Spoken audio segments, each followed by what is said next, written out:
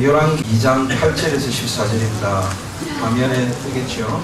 열왕기하 2장 8절에서 14절입니다.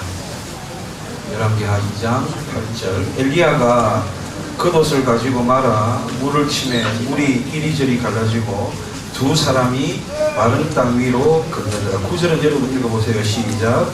건너매 엘리야가 엘리사에게 이르되 나를 네게서 데려감을 당하기 전에 내가 네게 어떻게 할지를 구하라. 엘리사가 이르되 당신의 성령이 하시는 역사가 갑절이나 내게 있게 하소서 하는 것. 그 다음 제가 읽을게요. 이르되 네가 어려운 일을 구하는도다. 그러나 나를 네게서 데려가시는 것을 네가 보면 그 일이 네게 이루어지려니와 그렇지 아니하면 이루어지지 아니하리라 하고 두 사람이 길을 가며 말하더니 불수레와 불말들이 두 사람을 갈라놓고 엘리야가 회오리 바람으로 하늘로 올라가더라. 엘리사가 보고 소리 지르되 내 아버지여 내 아버지여 이스라엘의 병거와 그 마병이여 하더니 다시 보이지 아니하는지라. 이에 엘리사가 자기 옷을 잡아 둘러 찢고 엘리야의 몸에서 떨어진 겉옷을 주워가지고 돌아와 요단 언덕에서 다 함께 시작. 엘리야의 몸에서 떨어진 그의 겉옷을 가지고 물을 치며 이르되 엘리야의 하나님 여호와는 어디 계시니까 하고 그도 물을 치매 물이 이리저리 갈라지고 엘리사가 그분이라. 아멘.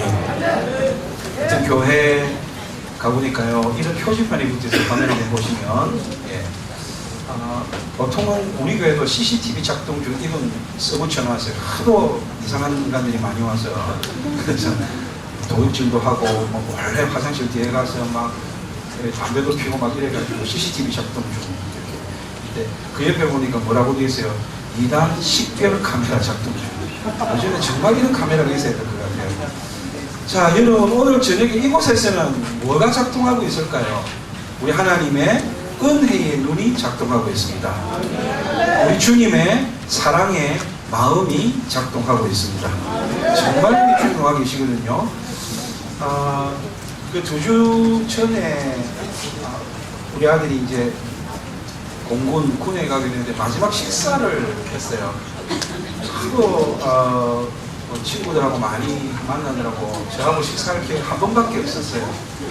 근데 이제 마지막 기도를 하고 식사를 하는 중에 군에 간 제 아들이 이런 멘트를 저에게 남기고 갔어요. 이게 좀 참 쑥스럽긴 한데 우리 아들이 진짜 한 말이니까 여러분에게 말씀드리면 이렇게 말하고 마지막 말을 제가 이렇게 해서 아빠 설교는 은혜가 돼요.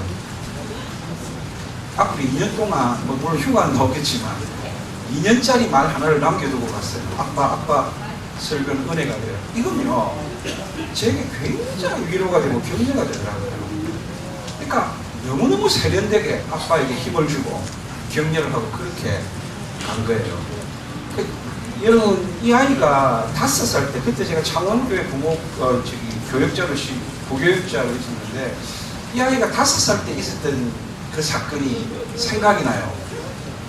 이 아이가 5살 때 그 창원교회 그 유아실 예배 시간에 또래의 다른 아이들은 장난치고 떠들고 뛰어다녔는데 이 아이가 5살 때 전혀 장난도 치지 않고 전혀 뛰어다니지도 않고 전혀 소리도 치지 않고 정말 얌전했어요.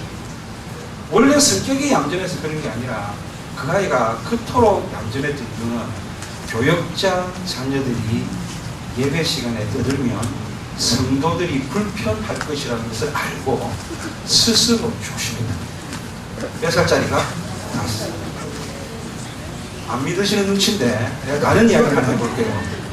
그 창원교회 그 정문에서 딱 길 하나만 건너면 뭐가 있느냐 하면 장난감 도매상이 있어요. 항상 신제품 로봇을 앞에 탁 세워놓은 장난감 도매 가게가 있어요. 그리고 반대쪽에 보면 그 당시에 최고의 히트 상품이었던 멕시카나 치킨집이 있었어요. 근데 이 아이는 5살 될 때까지 단 한 번도 그런 걸 제게 사달라고 한 적이 없어요. 여러분 그 로봇가 얼마나 갖고 싶겠어요. 그 구수하고 향긋한 냄새가 나는 양념치킨 그때만 해도 별미 중에 별미인데 얼마나 먹고 싶었겠어요. 근데 한 번도 사달라고 한 적이 없어요. 왜 그랬냐 하면 아빠에게 이걸 사달라고 했다가 이걸 사줄 능력이 안 되는 아빠의 마음이 아플까봐 그걸 알고 결코 사달라고 하잖아요. 또 안 믿으시는 눈치인데, 여러분 이걸 말이죠. 지금 우리 교회, 얘가 6살 때부터 지금 서울에 교회 다니면서 컸거든요. 우리 교인들한테 물어보세요. 아, 훈이라면 5살 때 충분히 그러고도 남을 거야. 이렇게 분명히 말할 거예요. 그런데 말이죠, 한 번도 장난감이나 양념치킨을 사달라고 한 적이 없던 아이가 자기 생일을 한 이틀 앞두고 제게 이렇게 이야기하는 거예요. 아빠, 요새 꿈에 자꾸 로봇가 나타나요. 사달라고 한 적이 없다니까요. 그냥 꿈에 로봇가 나타난대요. 얼마나 갖고 싶었으면, 얼마나 절절하게 그 로봇을 갖고 싶은 소원이 있었으면 꿈에서 계속 로봇가 나타날 거예요. 너무 마음이 짠해가지고 그 당시로는 거금을 들여서 그 장난감 도매상 앞에 진열되어 있는 제일 좋은 로봇을 생일 선물로 사줬어요. 그리고 나서 제가 이렇게 아이에게 자신있게 호기를 부리면서 말했죠. 훈아, 아빠가 너 장난감 정도는 사줄 수 있어. 갖고 싶은 것이 있으면 꼭 말해. 다시 말하면 정말 안 되겠다 싶은 마음이 있었지만 그래도 아빠니까 그렇게 말했어요. 그리고 제가 이렇게 한마디 붙였죠.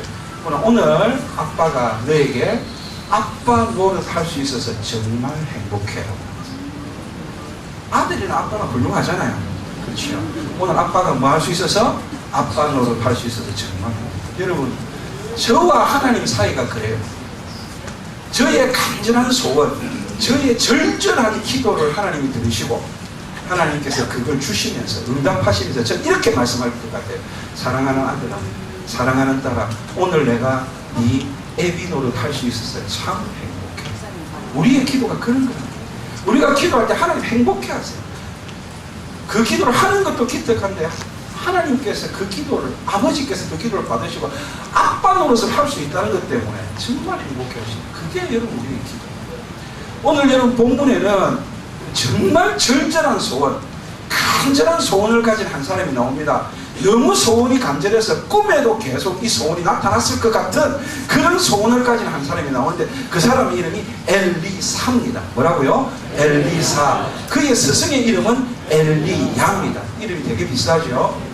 여러분, 엘리사가 얼마나 간절한 소원을 갖고 있는지 여러분 계속해서 스승 엘리야 뒤를 쫓아다니고 있습니다. 왜냐하면 엘리야는 하나님과 교통하는 사람이니까 스승에게 말하면 누가 들어줄 것이다? 하나님이 들어줄 것이다. 스승에게 소원을 말하면 스승의 기도를 통해서 하나님이 들어주실 것이라는 걸 알고 엘리야의 뒤를 쫄쫄 따라다닙니다. 이게 오늘 본문의 배경입니다.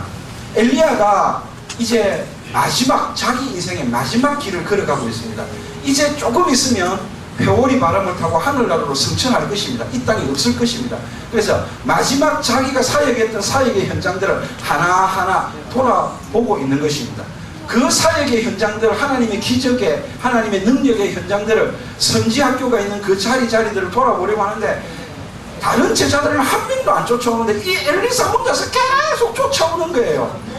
혼자서, 엘리야 혼자서 정말 하나님과만 만나면서 이 길을, 마지막 길을 가고 싶은데 이놈의 제자 중 하나가, 희한한 제자 하나가 엘리사가 계속 쫓아다니는데, 그래서 길갈을 갔는데 길갈에서도 엘리사가 쫓아오고, 그 다음에 베델로 갔는데 베델에도 엘리사가 쫓아오고, 여리고로 갔는데 여리고에도 엘리사가 쫓아오고, 엘리야는 계속해서, 스승 엘리야는 계속 제발 좀 따라오지 마라, 나 혼자 가고 싶다 그렇게 말하지만 아랑곳하지 않고 계속해서 스승의 뒤를 따르는데 이 모습이 말로는 엘리야가 따라오지 말라고 하면서도 상당히 허무했던 것 같아요. 이야, 끝까지 쫓아오는 제자가 있구나, 끝까지 따라오는 제자가 있구나. 드디어 길갈을 지나고 베델을 지나고 여리고를 지나고 정말 마지막 자리 요단강 앞에 왔어요. 이 요단강을 건너기만 하면 그곳에서 이제 엘리야는 승천하게 될 거예요. 회리 바람을 타고. 근데 마지막으로 이 요단강을 건너는 장면이 굉장히 멋있어요. 역시 대선지자 엘리야답고, 기적의 선지자 엘리야답고, 오직 너 하나님의 사람 엘리야답습니다.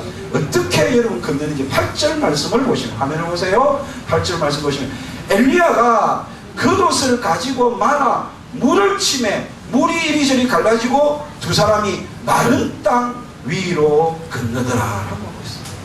여러분, 딱 다 어떤 시대하고 똑같아요. 어떤 모습하고 똑같아요. 여호수아 시대에 가나안 땅에 딱 들어가면서 마지막 요단강을 지날 때, 여러분 언약궤를 맨 제사장들이 딱 발을 담갔을 때, 여러분 요단강에 물이 딱 갈라지고 마른 땅 위를 이스라엘 백성들이 딱 건너가는 600년 전에 그 사건이 600년 후에 누구를 통해서 일어난다? 엘리야를 통해서 일어난다.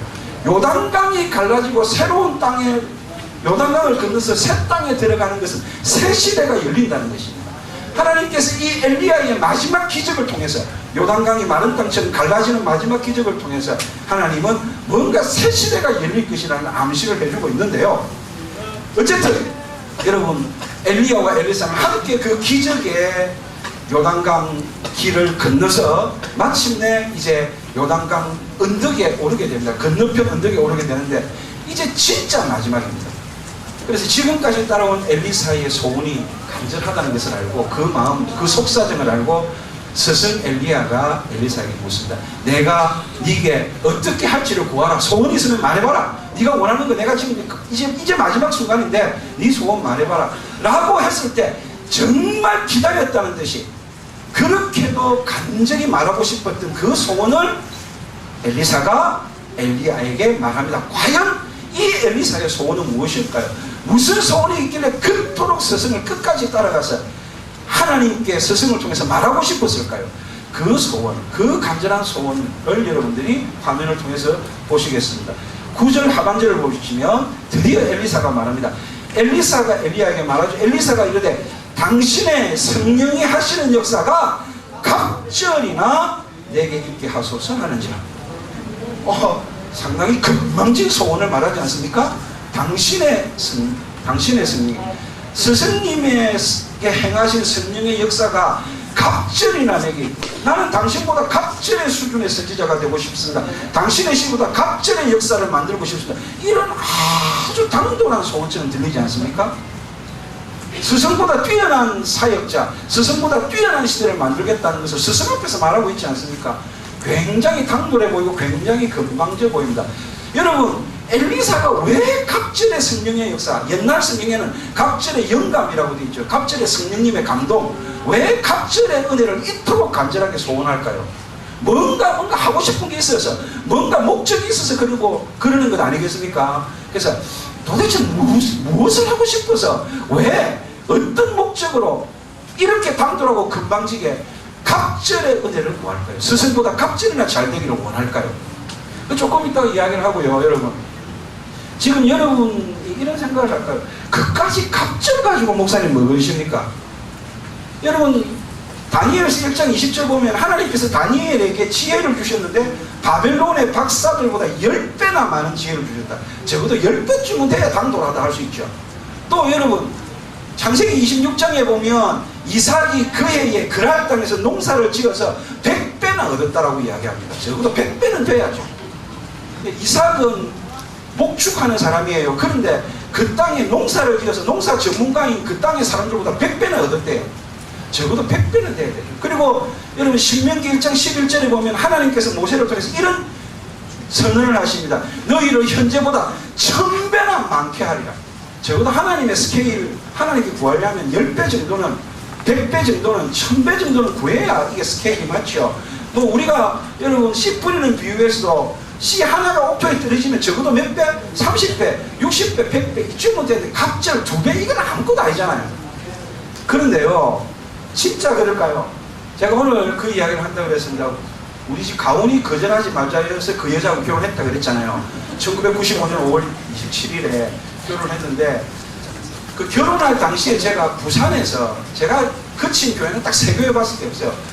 부산, 그리고 창원, 그리고 나머지 전 인생은 서울에서 보내고, 서울에 있는 교회에서 보내고 있는데요.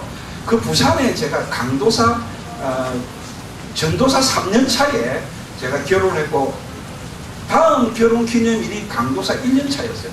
뭔가 강도사 1년 차인 제가 아내에게 결혼 기념일 선물을 해주고 싶은데 잊어버렸다가 아침에 겨우 생각이 나가지고 뭔가를 주긴 줘야 되겠는데, 여러분, 그날이 수요일이었어요. 그래가지고 하루 슈퍼에 가가지고 슈퍼 앞에 딱 뭡니까, 통에 이렇게 다라이 같은데 장미꽃을 이렇게 담아놨더래. 그거를 2,000원을 주고 한 송이를 샀어요. 그래가지고 그걸 주는데 한 송이를 주니까 되게 미안하더라고요. 그래서 제가 어떤 약속을 했느냐 하면 올해는 결혼 1주년 때 내가 한 송이를 주고 내년에는 2송이를 주고 그 다음에는 갑절로 4송이를 주고 그 다음에는 8송이를 주겠다 이렇게 갑절로 주겠다고 약속을 하고 제가 아내에게 한 말을 지키기 위해서 교회에서 설교를 하면서 재미삼아 내가 오늘 우리 아내에게 이런 약속을 했는데 성도 여러분 내가 우리 아내에게 한 약속을 지키는지 안 지키는지 다 주세요. 약속이라는 제목의 설교를 하면서 그런 재밌는 이야기를 실제로 했기 때문에 개금 한인교회 당시에 모든 성도들은 그 스토리를 알아요. 그래서 그 다음 해에 진짜 제가 2송이를 줬어요. 2년차 결혼 2주년에. 그리고 결혼 3주년에 장미꽃 4송이를 줬어요. 그리고 결혼 4주년에 8송이를 줬어요. 그리고 그때 5년차부터 지금까지 한 송이도 못 주고 있어요. 왜냐하면 감당이 안 되더라고요. 이게. 그래서 올해가 결혼 22년 차인데요. 만약에 결혼 20주년에 제가 계속해서 그렇게 줬다면 몇 송이를 줘야 되느냐 하면 2의 19석 524,288송이를 재작년에 줬어야 하고 작년 결혼 기념에는 148,548송이를 줘야 돼요. 그리고 올해 결혼 기념이잖아요. 올해는 210만 송이를 줘야 돼요. 여러분 제가 지금 뭘 말하는지 아세요? 갑절이라는 게 우습게 여기지죠. 100배나 1000배에 비하면 아무것도 아닌 것 같이 느끼죠. 조금만 지나면 어마어마한 숫자가 여러분 20년만 지나면 20번만 갑절이 되면요 100만 배가 넘어간다는 거예요. 21번만 지나가면 200만이 되고 22번째가 되고 2번 갑절이 되면 400만이 되고 800만 이런 식으로 넘어가요. 여러분 갑절이라는 것은 그래서 이거 정말 모든 것은 갑절에서 출발합니다. 여러분들이 이 갑절을 아직도 실감을 좀 못할 것 같아요. 성경을 통해서 제가 한번 가르쳐 드릴게요. 예레미야 12장 5절 말씀을 화면을 통해서 한번 보세요. 함께 읽어볼게요. 시작. 만일 네가 보행자와 함께 달려도 피곤하면 어찌 능히 말과 견주하겠느냐. 여러분 예레미야가 너무너무 속이 상했어요. 이스라엘 백성들이 하나도 안 움직이니까 한 명도 회개 안 하니까 예루살렘 거리를 왕래해도 의인 하나도 보이지 않으니까 너무 지쳐서 안 하고 싶어서 하나님 나 말씀도 안 전하고 사역도 안 할래요 라고 했을 때 하나님 뭐라고 하시냐면 네가 보행자와 함께 다니는 게 그리 피곤하냐. 보행자는 걸어다니는 사람이에요. 걸어다니는 사람도 감당 못하게 되면 나의 꿈은 네가 말과 경주에도 이기는 그런 선지자, 굉장히 달리기를 잘하는 말과 경주에도 이기는 선지자를 꿈꾸고 있는데 네가 사역이 그래야 되는데 겨우 보행자고 걸어가면서 그렇게 피곤하면 어떻게 말과 경주하겠느냐 이 말씀을 하세요. 여러분 말과 경주해서 이기려면 어느 정도의 수준이 필요하냐면요 말은 100m 기록을 잘 못 세요. 한 번 뛰면 너무 빠르기 때문에. 그래서 200m 말의 기록이 빠른 놈은 10초, 조금 느린 건 12초에 뛰어요. 그러면 100m 기록은 여러분 뭐죠? 말은 5초 아니면 6초에 뛴다는 거예요. 우샤인 볼트가 세계 최고의 100m 기록 보여주는 아직도 9초대예요. 그런데 그 9초대를 최고로 빨리 뛰는 인간이 말에게 이기려면 한 4초 뛰어야 이긴단 말이에요. 그러려면 갑절로 잘해야 돼요. 그런데 그게 가능할까요 여러분? 주님 오실 날까지 인간이 100m를 4초대에 뛸 수 있을까요 여러분? 아니라는 거죠. 여러분 갑절이라고 하는 것은 성경적으로 보면 이건 여러분 노력의 영역이 아니에요. 노력해서 수고해서 훈련해서 되는 영역이 아니에요. 그런 것도 있을 수 있겠지만 성경이 말하는 갑절의 영역은 노력의 영역이 아니라 은혜의 영역이에요. 하나님이 되게 하시고 하나님의 일로서 이루어지는 일이 갑절이에요. 그래서 여러분 이 갑절의 은혜를 받는다, 갑절의 역사가 일어난다는 것은 우리의 차원이 달라지는 거예요. 내 노력과 내 수고로 되어지는 차원에서 하나님의 은혜와 하나님의 기적과 하나님의 역사로 되는 차원이 갑절의 차원. 그래서 갑절을 구한다는 건 굉장히 대단한 일이에요. 갑절에 관한 성경의 가장 아름다운 말씀은 어디에 나오느냐 하면 이사야서에 나와요. 이사야 61장 7절을 보겠습니다. 화면 보시면 이사야 61장 7절 너희가 뭐 대신에 수치 대신에 보상을 어떻게 얻고 배나 갑절 능욕 대신에 몫으로 말미암아 즐거워할 것이라. 그리하여 그들의 땅에서 얼마나 얻고 갑절이나 얻고 영원한 기쁨이 있으리라고 말합니다. 바벨론 포로로 잡혀간 그 수치, 그 능욕, 그리고 하나님이 그들을 회복시켜 주실 때 해방시켜 줄 때는 본전치기를 하는 것이 아니고 그 수치 당하기 이전의 형태로 회복시키는 것이 아니라 그것보다 배로 갑절로 아름다운, 갑절로 놀라운 은혜가 있는 그런 형태로 회복시켜준다는 것이죠. 여러분, 하나님이 우리에게 회복시켜주겠다 할 때는요, 원래대로 돌아가는 거 아니에요. 완전히 차원이 다른 갑절의 은혜가 있는, 갑절의 복이 있는 그 지점으로 하나님께서 우리 이끌어 가시는 거예요. 그래서 하나님 멋지신 분. 그래서 여러분 61장 9절 계속해서 이사야 61장 9절을 보면 그들의 자손을 문나라 가운데서 그들의 후손을 만민 가운데서 알리니 무릇 이를 보는 자가 그들은 어떤 여호와께 복받은 자손이라 뭐하리라 인정하리라. 여러분 속에 갑절의 은혜가 일어나면, 갑절의 복이 임하면, 갑절의 역사가 일어나면요, 여러분을 보는 사람들이 우와! 여호와께 복받은 자손이구나 라고 하면서 하나님의 이름을 높이게 돼 있어요. 그리고 안 믿는 사람들도요, 야, 지가 믿는, 제가 믿는 하나님이 살아계시는 모양이구나, 저런 일이 일어나는 걸 보니까 자기가 믿는 그 하나님 복을 주신 게 맞긴 맞구나, 이렇게 믿지 않는 자들조차도 인정하게 되는 이런 역사가 일어나요.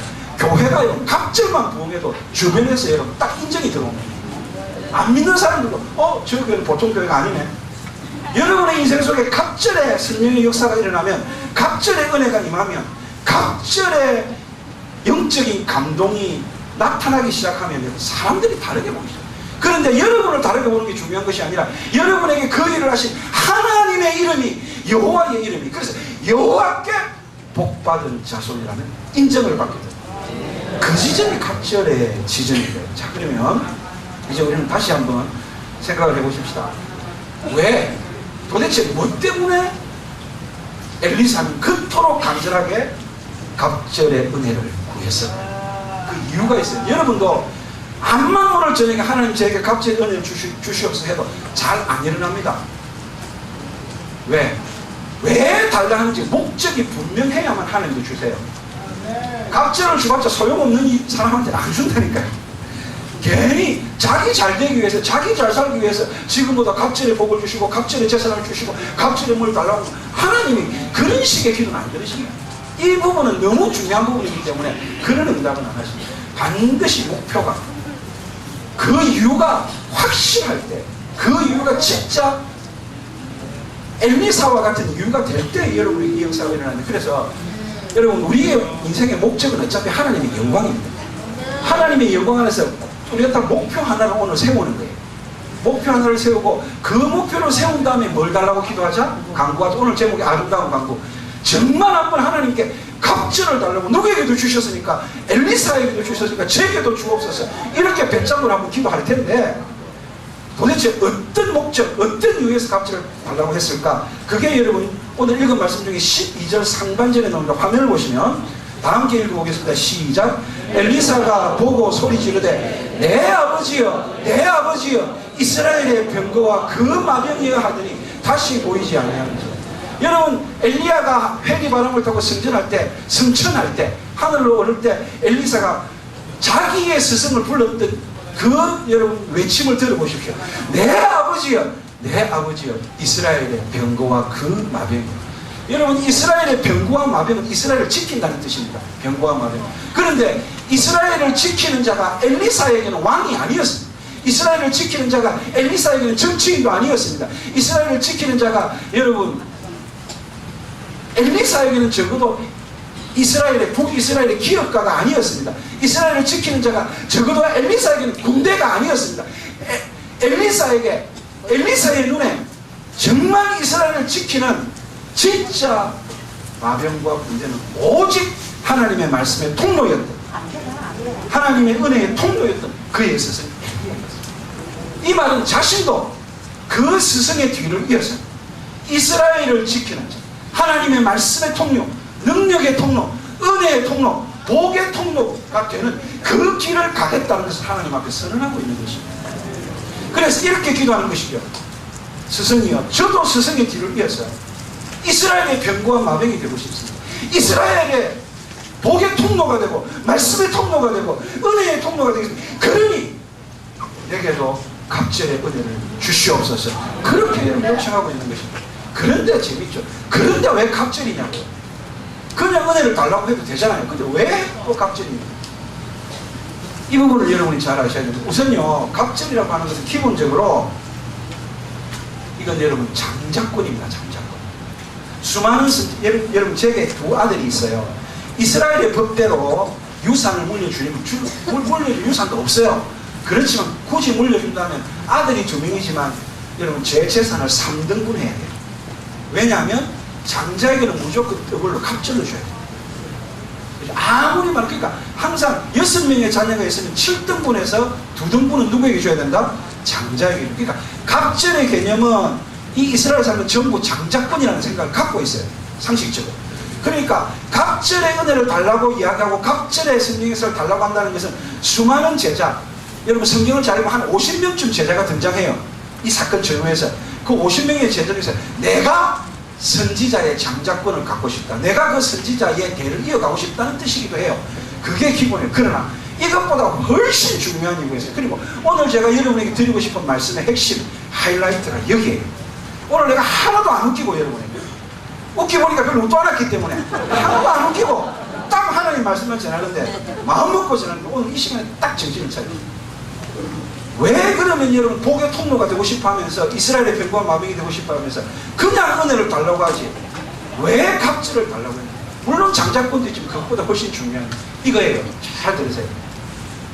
자신이 그의 스승 엘리야처럼 이스라엘의 병거와 마병 곧 복의 통로가 되려고 하는데 딱 스승하고 자기를 비교해 보니까 자신의 영적인 수준, 자신의 인격적인 수준, 자신의 영적 카리스마가 그의 스승에 비해서 절반도 안 되는 거예요.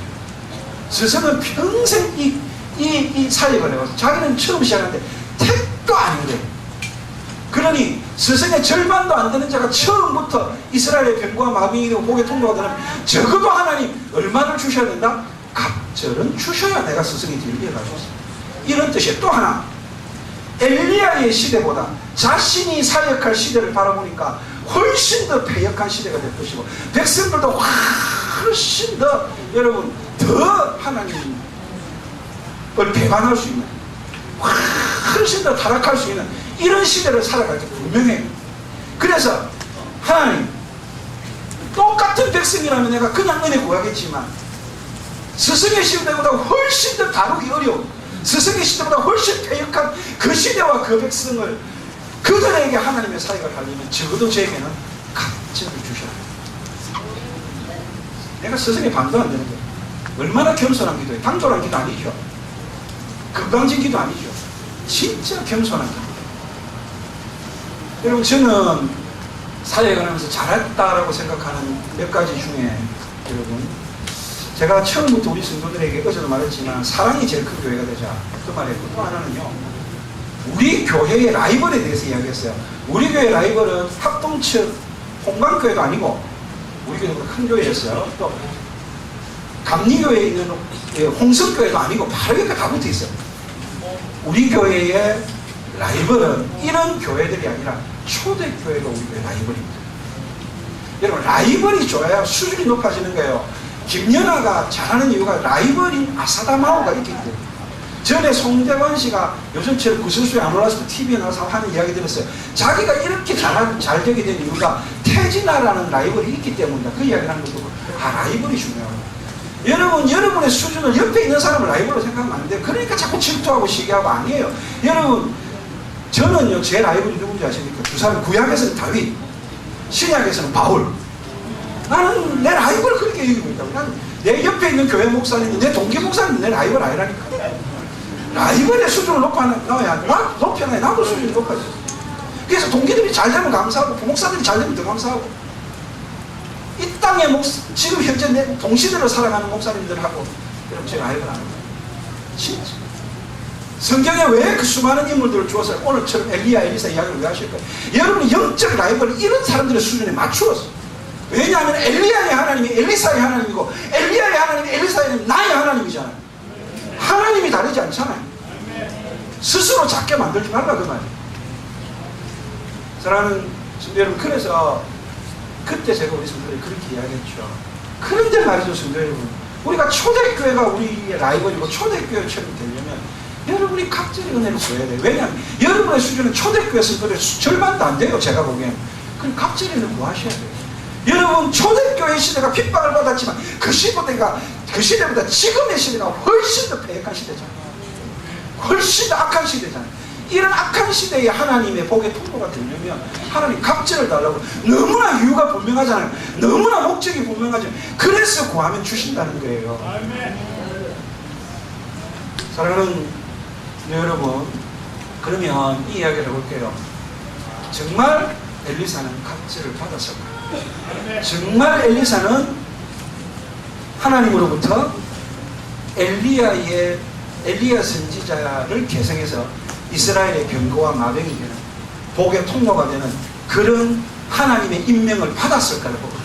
자, 오늘의 사건이 끝나면서 엘리야는 승천하고 누구 혼자 남았어요? 엘리사 혼자 남았습니다. 제 따님하고 보여줘요. 참 감사한 일입니다. 자, 혼자 남았을 때 이제 요단강을 건너서 다시 돌아와야 돼요. 건너갈 때 누구와 함께 건너갔죠? 스승 엘리야고. 돌아올 때는 혼자 돌아와야 됩니다. 혼자 돌아와도 갈 때는 마른 땅처럼 건너갔는데 올 때는 배 타고 오면 안 되잖아요. 내가 요단강에 가봤어요. 요단강에 가봤는데 여기서 제가 돌을 던져서 저쪽으로 딱 던지니까 날아가더라고요. 제가 그런 정도로 요단강은 폭이 좁은 데는 그래요. 그런데요, 우기가 되면 요단강은 어마어마하게 범람해요. 그거는 사람 그냥 못 지나가요. 물결도 세고 양이 많아서. 그런데 그런 요단강을 엘리야와 엘리야가 있을 때는 같이 건너갔어요. 누구 덕분에? 엘리야 덕분에. 그럼 이제 돌아올 때 혼자인데 어떻게 돌아올까? 이 돌아오는 장면에서 하나님이 이미 엘리사에게 갑절을 주셨는지, 엘리사를 하나님의 사람으로 임명하시는지가 보여요. 14절 화면을 통해 보겠습니다. 14절을 보시면 혼자 남았어요. 엘리야가 엘리야의 몸에서 떨어진 그의 겉옷, 엘리야의 겉옷이 아까 겉옷을 탁 쳐가지고 물이 갈라졌죠. 겉옷 아시죠? 겉옷, 가운 같은 겉옷. 그래서 그 겉옷을 가지고 자기도 해보는 거예요. 자기도 그것을 물을 치며 엘리야의 하나님 여호와는 어디 계시나이까? 엘리야의 하나님 정말 나의 하나님도 되시는 거 맞습니까? 이렇게 했다는 거예요. 그랬더니 그도 물을 치며 물이 어떻게 됐다고요? 이리저리 갈라지고 엘리사가 이것으로 하나님께서 엘리사를 임명한 거예요. 너 갑절을 주겠다. 너 이스라엘의 병거와 마병으로 삼겠다. 너 이 시대의 복의 통로로, 말씀의 통로로 삼겠다. 왜냐하면 엘리야의 마지막 기적이 엘리사의 첫 기적이 되게 하셨죠. 네가 가진 그 겉옷, 네가 가진 그 은혜를 가지고 그것을 사용하면 반드시 너의 스승에게 일어났던 그런 역사, 그런 기적이 너에게 일어날 것입니다. 여러분,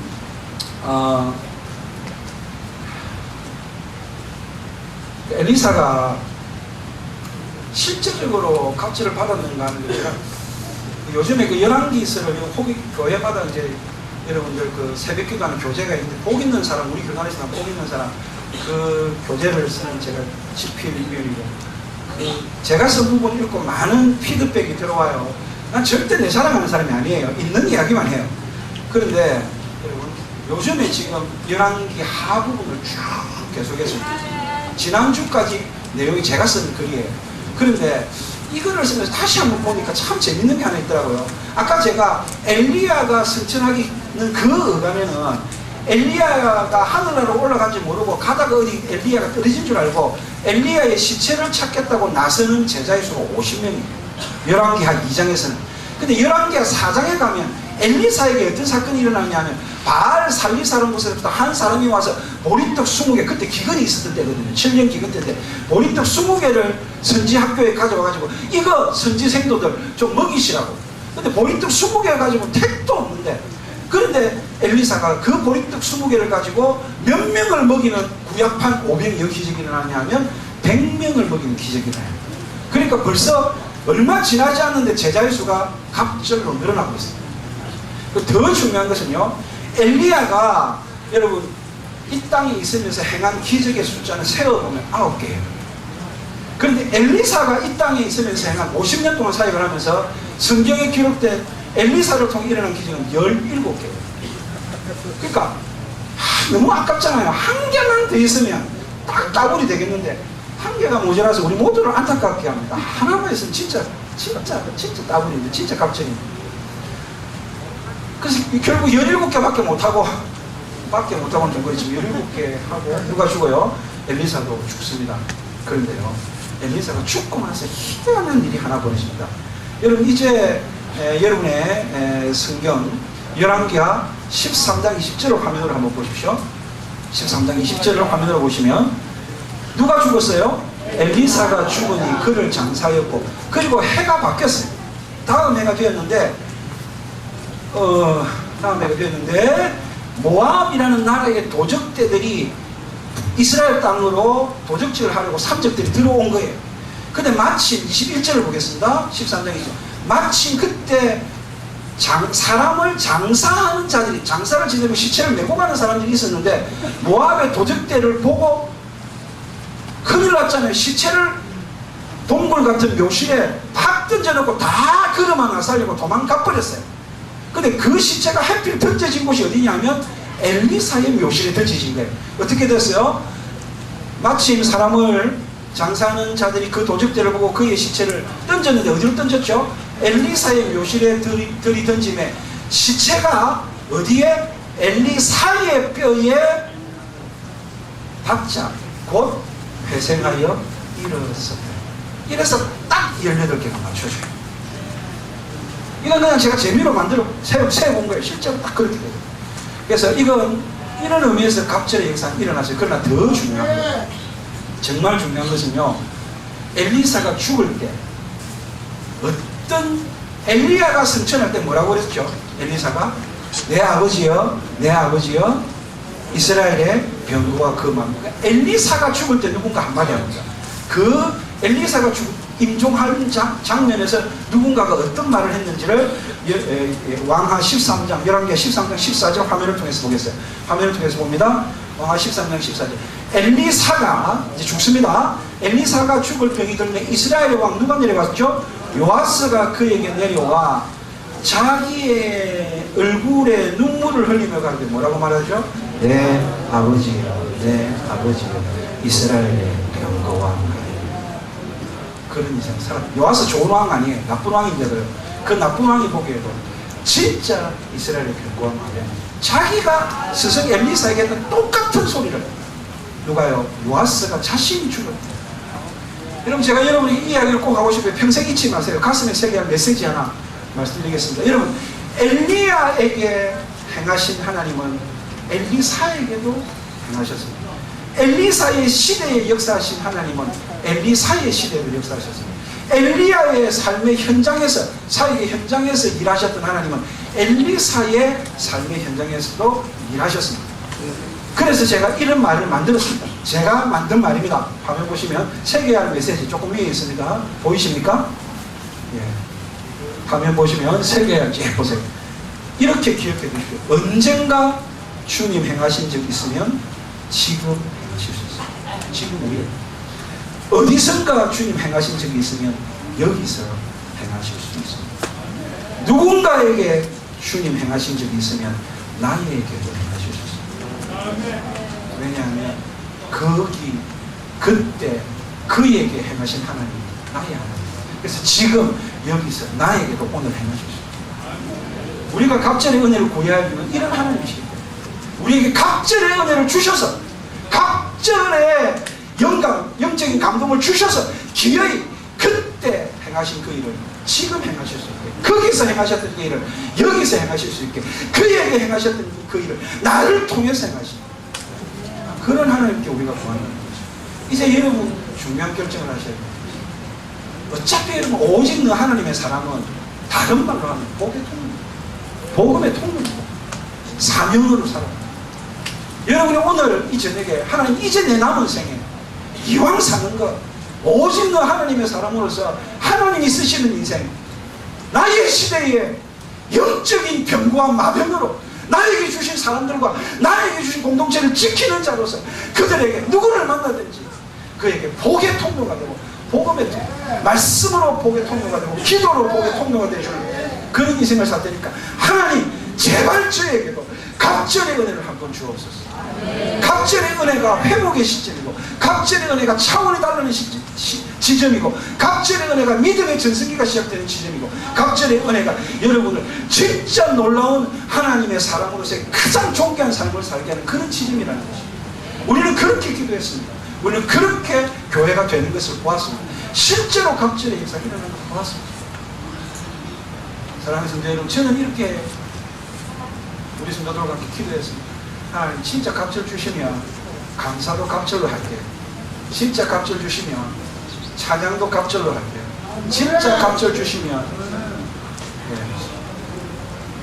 그죠? 순종도 갑절로 할게요. 진짜 갑절 주시면 헌신도 갑절로 할게요. 하나님이 보십시오. 내가 하는지 안 하는지.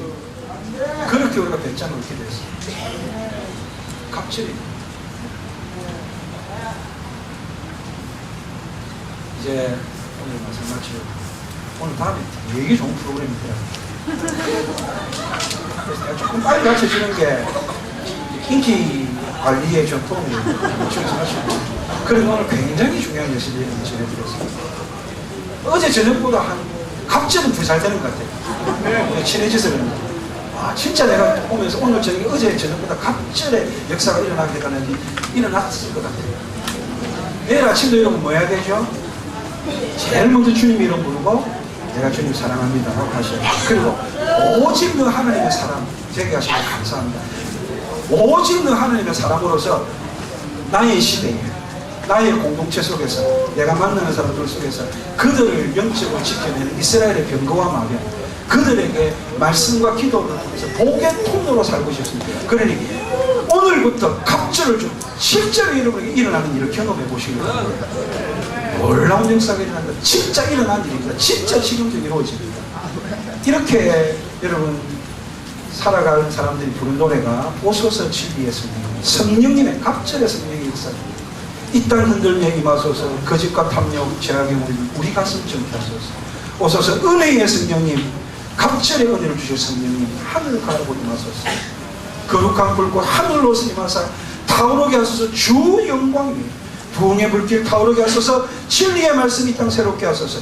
은혜의 강물 흐르게 하소서. 성령의 바람 이 땅 가득 불어와 흰옷 입은 주의 순결한 백성, 주의 영광 위에 이제 일어나 열방을 치유하며 행진하는 영광의 그날을 주셨습니다.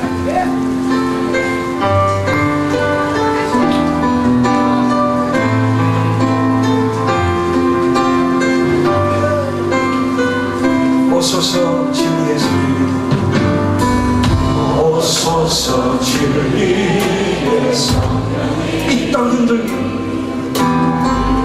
이 땅 흔들며 임하소서. 거짓과 다